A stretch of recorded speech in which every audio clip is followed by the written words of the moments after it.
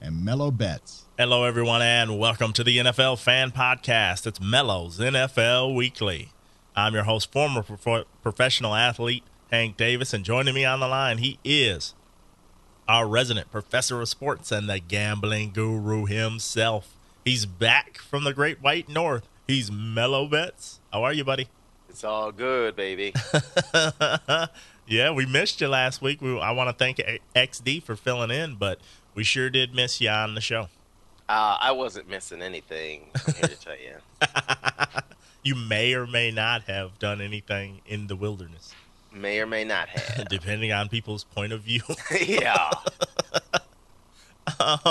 Mello, shall we jump right into the news? Let's do it. It's time for the news, a roundup of all the biggest headlines. Detroit Lions head coach Jim Schwartz threw a challenge flag when he didn't need to, and the Houston Texans made him regret it. Shane Graham's 32-yard field goal with 2:21 left in overtime lifted Houston to a 34-31 win over the Detroit Lions on Thursday after their coach broke an NFL rule by attempting to challenge a scoring play. Mello, first your thoughts on the rule itself, and then how did you think it honestly affected the outcome of the game? Oh, that was without a doubt that you could see. It was one of those major plays in a game that you knew, this is really going to come back to bite you. But, I mean, the rule itself, come on. And this isn't the first time that's happened where we've got a rule that just obviously makes no sense. I think this rule is designed for the coaches not to be able to show up the referees. But, that might be the spirit of it. But when you put it into play in an emotional game like this, just terrible. That's just horrible. There's no way that you should not be able to go back and review something that's going to affect the outcome of the game. Yeah. And to punish a coach and a team because, you could still give them the 15-yard penalty, but that we're just going to give these guys a touchdown that shouldn't be. That should never happen. I mean, rules getting in the way of the true outcome of the game, that shouldn't happen. Do you think that Houston would have still found a way to win that game? I don't know, because that was such a – if you're looking at the Lions' defense, it's like that was a 7-yard run, okay? That was a good-sized run for them. Not a 80-some-yard run. They could have lived with that, and then Houston would have had to – if they had gone on to score, then I would say, yeah, Houston was going to, by hook or by crook, found a way to win that game. But if the Lions had stopped him right there, things weren't looking very good for Houston. No, not at all. And then the last point I want to make about this, you can see the culture of a team because the fans, the coaching staff, nor the players could get past that moment. Yep. And great teams like the Patriots, the Packers, teams that are of winning pedigree, they recover from stuff like that. Yep. And they say, oh, even though you tried to hose me, we will still put it in this time. Does this one count? They will still try to get you. But like the Lions, it's like they shut down in every aspect after that, and they couldn't get past it. Look at the culture they're coming from, though. Yeah. That's a hard sell to say you're coming from 0-16 to you're in the same class with New England and teams like that. That's a long road. They've got a ways to go. I think people are just disappointed that they're kind of hung up where they are right now and not progressing. The left cleat of Detroit Lions defensive tackle Ndamukong Suh connected with the nether region of Houston Texans quarterback Matt Schaub. It wasn't clear on replays whether it was intentional or not. A league source has confirmed that the NFL will review the contact next week. So Suh was down on his chest. He was taken down by an offensive lineman, and then he extended his left foot below Schaub's belt. It's being called groin gate, Mello. Any thoughts? Two Thanksgiving Day games in a row, we have controversy with this man's foot. I don't know. Let them do their investigation and they tell me, because I can't make heads or tails of it right now. I really can't. I can't. It's kind of clear that it just, to me, it's like side thrust kick. It's kind of clear. He wants to get after that reputation. If people think he's dirty, I think he's just okay embracing that because he sure doesn't do anything to to make any kind of amends for stuff like that. And I'll just say that I saw a couple plays where he was getting held. I mean, outside of the shoulder is holding, and when the offensive lineman has both hands outside like that, that's holding. And I saw it going on. I could see where he might have been getting a little frustrated. I thought it was a very poorly officiated game overall. Yeah, it was terrible. And I saw a delay of game that didn't get called on Houston, and this was on that long drive they had that they needed late. Yep. And hold on Tulloch was coming right up this. He was coming, I think it was an A-gap blitz, and he got like spun around. Yep, No I remember call. that one. No call. And I was like, wow, they want something to balance out here. Yep. Bill Belichick became the 8th coach in NFL history with 200 career victories, including the playoffs. So Belichick is behind Dan Reeves, who's got 201. Marty Schottenheimer, who's got 205. Chuck Noll, who's got 209. Curly Lambeau, he's got 229. Tom Landry's got 270. George Halas, 324. Don Shula, 347. Mello, how far can Belichick take his winning ways? I never, when they said 200, I didn't put it in perspective till now when you list those guys and those numbers. I don't know. How long does he plan on coaching for? You never hear any talk about it or his contract or any of that, do you? No, a guy that wears sweatshirts, you don't hear too much about his contract. I bet you he makes a lot of money, but you can't tell. What? All right, if he goes another 10 years at 10, 11 wins a season. Wow, yeah. I didn't even think about that in that term. Can he go another 10 years? Will he want to? Or, does a guy like that, does he just burn right out? Or does he just keep going and going and going because he can't give it up? Yeah, it kind of depends on if the winning continues to happen. I think he'll keep going. Okay. Him and Brady both seem like people that will not quit until they just can't win anymore or are forced from the game. The number 80 jersey of Plaxico Burress is still fitting in Pittsburgh. So it's a little snug, but it still fits. So after a dozen years, he returned to that team on Wednesday. Mello, will Plaxico make any impact whatsoever this remaining season? He has a very specific skill set, so I'm going to say yes. You want him in your red zone package for sure. Quarterback controversy abounds in the NFL. So at the 49ers, quarterback Alex Smith has been cleared after his concussion, but the team is proceeding with plans to start Colin Kaepernick on Sunday against the Saints. Tight end Vernon Davis said that he felt like somebody took the handcuffs off of him. Mello, why would they do this to themselves? Oh, boy. Harbaugh, he just wants to win. He'll sell out his quarterback that he's been mentoring and that. He's probably been secretly mentoring this kid behind Alex's back. I don't know. But, wow, at this point in the season, quarterback controversy. That's ridiculous. Off of one game, a throwaway game at that.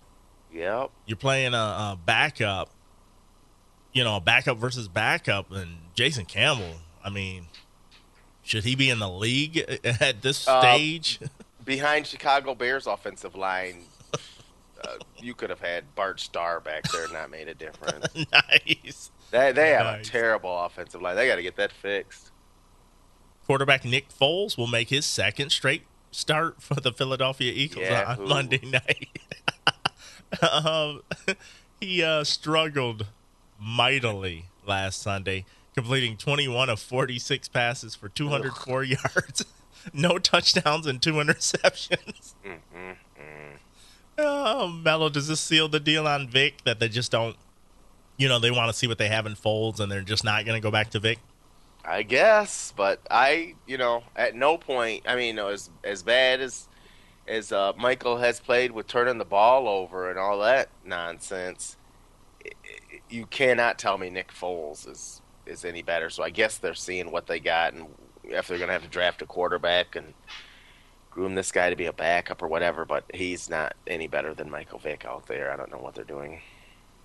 The Jacksonville Jaguars placed quarterback Blaine Gabbert on season-ending injured reserve due to injuries to his right forearm and left shoulder.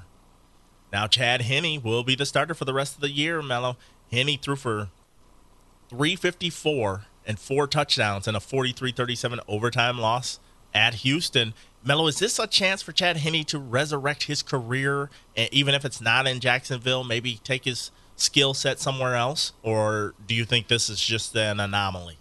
Oh, I think he had some skill. That's why he got into the league, and while he's still here, he's done something Gabbert couldn't do. Get the ball to your best receiver, Justin Blackmon. He's familiar with the old program from Michigan. Lock on to one receiver, your best one, and just keep trying to throw it to him. And that's all he's doing here, which is kind of basic, but Justin Blackmon is their best receiver, and they haven't been able to use him till now. Henne is shown just throw it to him. Uh-oh, we had a camera malfunction. A wardrobe camera malfunction? No, not that bad. All right, Mello, are you ready to switch gears and get into That's Not Football? Oh, yes. That's not football. Pete Carroll and Reggie Bush will meet again as Seattle faces Miami. However, according to one reporter, this time they'll both be getting paid legally. Mello? Oh, that's not football. Whoa. Marcus Vick may be criticizing the Philadelphia Eagles again on Twitter. Only this time he made more of an effort to mask his insult. Not pointing out anyone in particular or naming names, Marcus wrote, "Yeah, try everything in your handbook to save your ass, fat boy." Mello? Oh, that's not football. Jermichael Finley openly admitted that he and Aaron Rodgers have had serious chemistry problems over the past couple seasons. He reiterated it once again last week. Both of us need to just go out, maybe have a drink or two, and just spill everything, Finley said. It sounds easy, but it's not. He's throwing it to who he's comfortable with. I think Randall Cobb's taken my position from 2009. I want to line up where Cobb's lining up because I know that's where the ball's going. But me and 12 just ain't been on. He's had some guys come through this year, and he's gone to them instead of me. And really, it's out of my hands at the end of the day. If I could throw myself the ball and run under it, I'd do it every play because he's just not throwing me the ball like he used to. Mello? That is not football. San Francisco 49ers linebacker Aldon Smith and Denver Broncos linebacker Von Miller enjoyed huge weekends against their respective opponents in Week 11. The two defensive stars have been neck and neck all season long with sacks, but Smith overtook the league lead on Monday night when he racked up 5.5 in a win over the Bears. Miller had 3 against the Chargers on Sunday. Miller held the league lead going into Monday night's game, and after the game, Smith added that he planned to let him know his run at the top was short-lived. "I'll probably text him as soon as I leave here," Smith said. Mello? That's not football, guys. According to the New York Post, Jets quarterback Tim Tebow received a set of balloons saying, "You're special," from an anonymous fan, though there's speculation that those came from a teammate instead of a fan, and it could be based off the anonymous "he's terrible" message we received the other week. Mello? Oh, my word. That's not football. Washington Redskins cornerback D'Angelo Hall has had a hard time getting along with the media lately. Earlier this week, when reporters asked Hall about his thoughts on his $30,000 fine stemming from his on-field altercation with an official in October, he said, "Back up off me, bro," and left the field. On Tuesday, it supposedly got worse. Rich Campbell of the Washington Times reported that Hall got into a profane non-physical confrontation with Washington Post writer Mike Jones at the Redskins facility, during which Hall had to be restrained by defensive backs coach Raheem Morris. Mello? That is not football. Ray Rice was spotted with a terrible towel draped over his head after the Ravens defeated the Steelers on Sunday night. Pittsburgh linebacker Lamar Woodley is not happy about it. Woodley apparently felt it was disrespectful of Rice, and he took to Twitter on Tuesday morning to warn him about it and remind everybody about two players who have done that in the past. Lamar wrote, "Bad idea, Ray. Just ask Lindell White and TJ who's your mama." So if you guys recall, Lindell White stomped on a terrible towel, while TJ Houshmandzadeh used one to clean his cleats back in 2005. Both teams, White's in 2008 and Houshmandzadeh's in 2005, tanked in the postseason, and the Steelers went on to win the Super Bowl. Mello? That is not football. Jacoby Jones was understandably in a good mood on Sunday night after the Ravens defeated the Steelers. Jones decided to embarrass himself in the post-game interview. NBC's Michelle Tafoya congratulated the wideout for his victory after the short interview, to which he responded, "Thank you, gorgeous." And then make matters worse, he winked at her. Mello? That's flirting, but that's not football. Talk about the ultimate slap in the face. The obituary for a Kansas City Chiefs fan says it all. Here's the first sentence of the obituary. Lauren G. Sam Lichtig passed away on November 14th, 2012 of complications from MS and heartbreaking disappointment caused by the Kansas City Chiefs football team. Mello? Oh, my goodness. That's not football. And lastly, a 65-year-old Missouri man named Ronald L. Hall, must be in the last name of Hall, has been arrested and charged with assault and criminal action after he allegedly shot one of his son's friends during the Cincinnati Bengals' win over the Kansas City Chiefs. Court documents indicate Hall, his son, and several other people were gathered to watch the game and trading insults when things got out of hand. Oh, my gosh. Mello? What?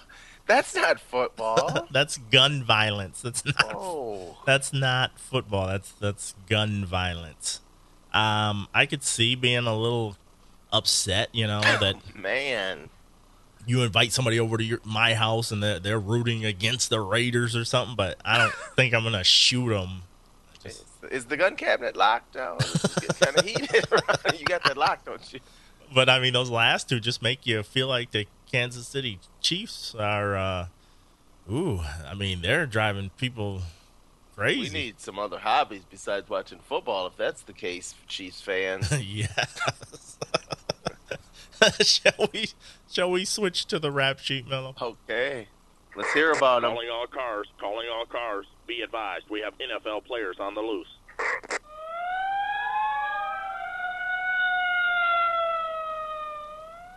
A former Baylor basketball player was sentenced to 18 months in federal prison Wednesday for trying to get $1 million from Washington Redskins quarterback Robert Griffin III through extortion. So I guess this Richard Hurd was ordered to pay a $1,000 fine for threatening to release damaging information about Griffin last June. According to federal authorities, Hurd contacted Griffin's agent and said he wanted $1 million. Otherwise, he would provide the media with information that would damage the former Baylor star's reputation. Oh, boy. That is stupid. What could it be? It's not his real hair. Buffalo Bills cornerback Leodis Mclovin was fined $75 for interfering with a flight crew. McKelvin, according to the report, refused to turn off his cell phone and stow his baggage in the overhead compartment on Tuesday's flight to Buffalo. Oh, my gosh. These rules are for everybody but me. Yeah, in a minute. I'll be off in a minute. Ed Reed is thankful that his one-game suspension has been lifted. However, he still has to pay a $50,000 fine. So this was his third violation in 3 seasons of the rule prohibiting helmet-to-helmet hits against defenseless players. And lastly, Browns safety T.J. Ward is appealing a $25,000 fine for the hit he maintains was legal under the NFL's rules on helmet-to-helmet contact. Ward received a letter from the league on Wednesday informing him of his penalty for hitting Dallas wide receiver Kevin Ogletree on Sunday. Ward says replays conclusively show he did not touch any part of Ogletree's head. We'll see about that. I don't know if you've seen that knockout blow, but we will have to see how that pans out. Hit him in the shoulder, knocked him out. I hit that hard. I am a beast. Mello, anything else before we make our picks against the spread? Really disappointed with that Jets game yesterday. And for what I picked them to do for this season, I couldn't have been more wrong. What is the matter with them? Well, it starts with their coach. Do they need to clean house there? Is Yes, that the problem? I think them and Dallas both need to just desperately get rid of as many people as you can possibly do without. Start over. You have to. That mentality is insane in New York. They are kind of a picture of each other, aren't they? Oh, with the man. Loudmouth, and somebody's always out in front chirping, and they never back it up. Never. I guess their defense has gotten old, and now they need all three, offense, defense, and special teams, to all click at the same game for them to do well, and that hasn't been happening. Just really disappointed. Could not have missed the mark by any more than what I did on that team. Hey, man. Who could have seen that coming, though? All right. It's time to pick 'em. It's time to pick 'em. Remember, picks are made for entertainment purposes only. All right, it was Houston laying 3 at Detroit. Me and Mello both took Houston, and it ended up a tie. Yeah. At Dallas, the Cowboys were laying 3.5 against Washington. I took Dallas. Mello took Washington. He wins. I lose. New England was laying 6.5 at New York. I took New England. Mello took the Jets. Touche. 1-1-1. Nice. So now we start clean. At Cincinnati, the Bungles are going to lay 8 against the Oakland Raiders. I'm taking Oakland. I think there's some revenge on the mind of one person in particular, and I think this is going to be a hotly contested and close game. So give me Oakland getting 8. Who you got? Yeah, Cincinnati's been on a bit of a roll with covering their spreads, and that's why I won't take them in a revenge game for C-Palm. I think 8's just a little too much, even though it's the cross-country bullcrap. But, yeah, I'm going to roll with the Raiders as well. Pittsburgh, they're going to have to ride the arm of Charlie Batch, from what I hear.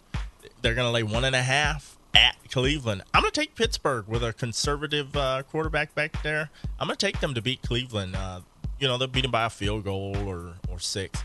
Who you taking? Hey, Cleveland, they've sometimes in the past, played Pittsburgh tough, but always come out on the crappy end of the stick. I say they're due for a win, and if ever you're going to get Pittsburgh, this is your chance. So I'll take Cleveland at home to get the win. At Indianapolis, the Colts are going to lay 3 points to the Buffalo Bills. You know what? I'm thinking Indianapolis is going to do this one. They're gonna take care of business and pack the Buffalo team up and ship them back to Buffalo. So give me the Colts. Who you taking? Yeah, I don't look for Buffalo to play well too many weeks in a row here. Indy got throttled last week, so I say at home. They're just a different team on the road than they are at home. They'll be pumped up and fired up for this one, so I got Indy to cover this one. Denver is going to lay 10.5 at Kansas City. Mello, you can't go into Kansas City in November. Yeah. Kidding. Is this a soundbite from 79? Kidding. I think Denver is going to throttle them. Kansas City is one of the teams that I just personally believe has given up. And I mean, look what their fans are doing. So give me Denver laying all those points. Who are you taking? I might kick myself later for this because Kansas City, in my mind, is probably right there with Jacksonville for the worst team in the league. But in your division at home. You haven't played well in weeks. I say they show up and play this week and surprise everybody by making a game out of this. 10.5, too much to cover. They shocked the world. All right. Tennessee is going to lay 3 at Jacksonville. Now, this is a little bit different Jacksonville team with Chad Henne back there. You know he's going to throw the ball about 50, 55 times. I'm going to take Jacksonville to keep this game within the 3 points or win it outright. Who are you taking? I'm going to take the road favorite, Tennessee, on this one. They're on a little bit of a roll here. I am not scared of Jacksonville no matter who the quarterback is. Nice. At Chicago, the Bears are going to lay 1 point to the Minnesota Vikings. You know what? I am going to take Minnesota getting the 1 point. I think this will be maybe not the best game to watch, but I'm sure it's going to be on in our area, unfortunately. But I think Minnesota's going to win this game. Who are you taking? Comes down to this. Chicago cannot protect their quarterback. Minnesota has Jared Allen.